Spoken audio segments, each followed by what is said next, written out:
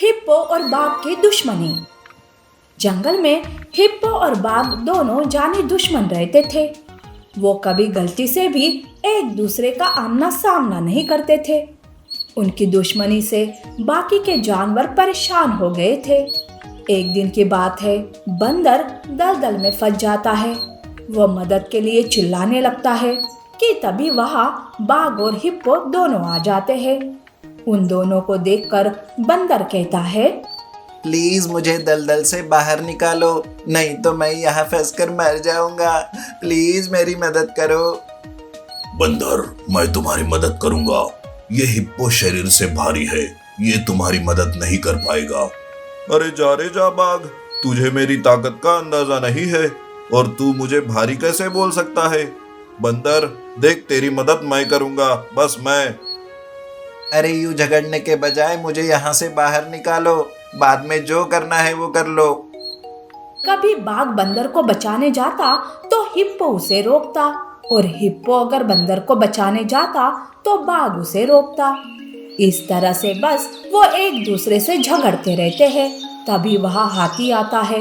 वो समय न गवाते हुए बंदर को अपनी सूंड से दलदल से बाहर निकालता है। इस तरह से बंदर की जान बच जाती है। हिप्पो और बाघ झगड़ा करते हुए वहां से चले जाते हैं। तब बंदर हाथी से कहता है, हाथी, आज तुम सही समय पर नहीं आते तो मेरा तो काम तमाम हो गया होता। ये दोनों तो बस जब देखो तब झगड़ा ही करते रहते हैं। ये दोनों दुश्मनी में किसी की भी मदद करना भूल जाते हैं। हर रोज कोई ना कोई बवाल खड़ा करके रखते हैं दोनों के दोनों। सारे जानवर भी इनकी वजह से परेशान हो गए हैं। हाथी और बंदर दोनों बात करके वहां से चले जाते हैं। ऐसे ही हिप्पो और बाघ के दुश्मनी का शिकार कोई ना कोई जानवर बनता ही रहता था। एक दिन उस जंगल में एक खूनी लकड़बग्गा आता है। वो बहुत ही जालिम था। उसकी वजह से जानवर तो और भी परेशान हो जाते हैं। पहले से ही हिप्पो और बाघ की दुश्मनी, और अब ये लकड़बग्गा। एक दिन हाथी और बंदर मिलकर बातें करते हैं। काश बाघ और हिप्पो दोनों एक साथ होते तो लकड़बग्गे को अच्छा सबक सिखा पाते, पर वो दोनों ही एक दूसरे के जानी दुश्मन हैं। हाथी, अब क्या होगा हमारा? दोनों भी चिंतित हो जाते हैं। वो दोनों मिलकर बाघ और हिप्पो के पास जाते हैं, लकड़बग्गे को सबक सिखाने के लिए मदद मांगने। पर वो दोनों भी साफ साफ मना कर देते हैं। ऐसे ही कुछ दिन बीत जाते हैं। लकड़बग्गे का डर अब धीरे धीरे जंगल में बढ़ता ही जा रहा था। बाघ और हिप्पो के दुश्मनी का लकड़बग्गे को फायदा ही हो रहा था। एक बार की बात है, लकड़बग्गा जंगल में शिकार के लिए ढूंढ रहा था, पर उस वक्त सारे जानवर घर के बाहर ही नहीं निकले थे। तब लकड़बग्गा सोचता है, अरे आज ये सारे जानवर कहाँ चले गए? लगता है मेरे डर के कारण अपने अपने घरों में छुप कर बैठे हैं।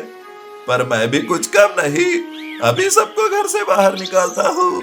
दरअसल लकड़बग्गे के डर की वजह से सारे जानवर घर में ही छुप कर बैठे थे। लकड़बग्गा हिरन के घर के पास जाते रहता है कि तभी उसे बाघ का छोटा बच्चा नजर आता है। उस बच्चे को देखकर लकड़बग्गे के मुंह में पानी आता है और वो उस बच्चे को खाने का सोचता है। पर उधर से गुजरने वाला हिप्पो ये सब देख लेता है और वो मन में सोचता है, अरे ये तो बाघ का छोटा बच्चा है। मैं कैसा भी हूँ, पर मैं एक बच्चे का शिकार होते हुए नहीं देख सकता। बाघ की दुश्मनी एक तरफ और ये बच्चा एक तरफ। ऐसा सोच हिप्पो लकड़बग्गे पर हमला करता है। तभी वह बाघ अपने बच्चे को ढूंढते ढूंढते आता है। बाघ देखता है कि किस तरह से हिप्पो उसके बच्चे के लिए लकड़बग्गे से लड़ रहा है। तब वो हिप्पो की मदद करता है और दोनों मिलकर उस लकड़बग्गे को जान से ही मार देते हैं। इस तरह से जंगल से लकड़बग्गे की दहशत मिट जाती है। तब बाघ कहता है, हिप्पो, दुश्मनी भुलाकर आज तुमने मेरी जान बचाई। मैं तुम्हारा यह एहसान कभी नहीं भूलूंगा। हाँ, मैंने जो कुछ किया वो बस बच्चे के लिए किया, समझे? तभी वहाँ बंदर आता है और कहता है, देखा, आज तुम दोनों ने मिलकर लकड़बग्गे को मार दिया। अगर तुम ऐसे ही एक साथ रहोगे तो कोई भी हमारे जंगल पर बुरी नजर नहीं डालेगा। बाघ और हिप्पो अपनी दुश्मनी भूलकर दोस्त बन जाओ, इसी में हम सबकी भलाई है। बाघ बच्चे की जान बचाने के लिए हिप्पो का धन्यवाद करता है और उसके सामने दोस्ती का हाथ बढ़ाता है। हिप्पो भी बाघ की दोस्ती स्वीकार करता है। इस तरह से वो दोनों दोस्त बन जाते हैं और जंगल में शांति छा जाती है। सफेद शेर ने लिया अपनी माँ का बदला।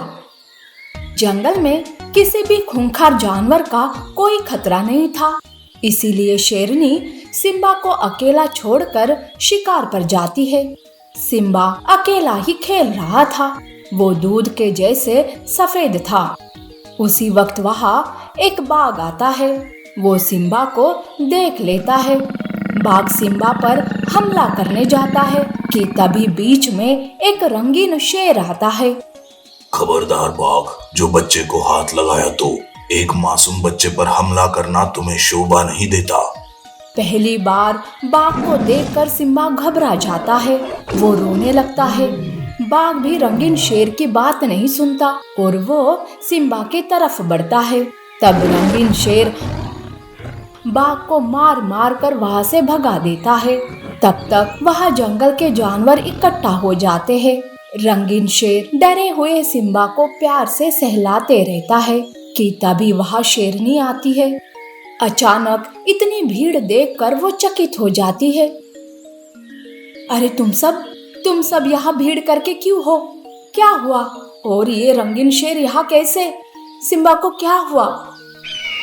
सिम्बा माँ को देखते ही उसके गले लग जाता है और सारी हकीकत बता देता है, जिसे सुनकर शेरनी का भी दिल कांप जाता है। शेरनी रंगीन शेर से कहती है, शेर, तुम्हारा कैसे धन्यवाद करूं कुछ समझ नहीं आ रहा। आज तुमने मेरे बच्चे की जान बचाकर मुझ पर बहुत बड़ा उपकार किया है, जो मैं मरते दम तक नहीं भूल सकती। नहीं नहीं शेरनी, इसमें धन्यवाद करने की कोई बात नहीं। ये तो मेरा फर्ज था। मैं किसी भी मासूम पर अत्याचार होते हुए नहीं देख सकता। रंगीन शेर वहां से जाने की बात करता है। तब वही खड़ी हिरन कहती है, शेरनी, रंगीन शेर को रोक लो, पता नहीं बाघ फिर से वापस आ गया तो। देखो शेरनी, शेर के बाद कोई तो चाहिए जो हमारे जंगल की रक्षा करे। ये रंगीन शेर नेक दिख रहा है, इसे रोक लो शेरनी। शेरनी रंगीन शेर को वही रुकने के लिए कहती है। रंगीन शेर उस दिन से वही रहने लगता है। वो सबके साथ अच्छा बर्ताव करके सबका दिल जीत लेता है। सिम्बा के साथ हमेशा वो परछाई बनकर उसकी रक्षा करता, उसे अच्छी अच्छी बातें बताता था। सिम्बा शेर को अपने पिता की जगह देखने लगा। ऐसे ही कुछ दिन बीत जाते हैं। एक दिन अचानक एक पेड़ के नीचे शेरनी मरी हुई दिखाई देती है। सारे जानवर शेरनी को मरा देखकर दुखी हो जाते हैं। बेचारा छोटा सिम्बा का तो रो रो के बुरा हाल हो चुका था। माँ उठो माँ, मैं तुम्हारे बिना नहीं रह सकता माँ। सिम्बा, खुद को संभालो। वैसे आज से तुम्हारी और जंगल की सारी जिम्मेदारी मेरी है बेटा। मैं तुम्हें एक माँ और पिता दोनों का प्यार दूंगा। शेर की बात पर सिम्बा भरोसा करता है। सिम्बा अपनी माँ का गम भुलाकर जीने लगता है। ऐसे ही कुछ दिन बीत जाते हैं। रंगीन शेर जंगल का राजा बन चुका था और सिम्बा भी बड़ा हो चुका था। एक रात सिम्बा बाघ को रंगीन शेर की गुफा से बाहर आते देख लेता है। उस रात सिम्बा बाघ को पहचान नहीं पाता, पर अब हर रात बाघ का आना जाना लगा रहता है। सिम्बा को अब शक होने लगता है। एक रात सिम्बा बाघ पर पीछे से हमला करता है। तुम बाघ हमारे जंगल में क्या करने आते हो? तुम्हारा और रंगीन शेर का क्या रिश्ता है? बता, नहीं तो जान से मार दूंगा। बताता हूँ, पर मुझे मत मारो। दरअसल रंगीन शेर और मैं दोनों मिले हुए हैं। हम ही साजिश रचकर इस जंगल में घुस गए थे। रंगीन शेर को इस जंगल का राजा बनना था, इसलिए हमने ये सब खेल खेला। उस रात शेरनी को ये बात पता चल गई थी, वो सबको बताने ही वाली थी। हमारा भांडा फूटने वाला था, इसलिए रंगीन शेर ने शेरनी को मार डाला। देखो, ये सब उस रंगीन शेर की चाल थी। मैंने तो बस वही किया जो वो कहता गया। अब मुझे छोड़ दो। सिम्बा ये सब सुनकर तो सुन्न हो जाता है। सिम्बा बाघ को कैद कर लेता है। उसे रंगीन शेर की सारी बात पता चल जाती है। वो बाकी के जानवरों को भी सारी सच्चाई बता देता है। रंगीन शेर के इस धोखे से सब सहम गए थे। सिम्बा दूसरे दिन रंगीन शेर के सामने आता है।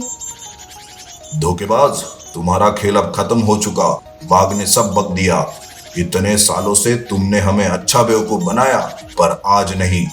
जिसने मेरी माँ को मारा उसे ही मैं पिता समझने की भूल कर बैठा, लेकिन अब नहीं। सिम्बा गुस्से से रंगीन शेर पर हमला करता है और उसे जान से मार देता है। इस तरह से धोखेबाज रंगीन शेर का खात्मा हो जाता है और सिम्बा का बदला पूरा हो जाता है।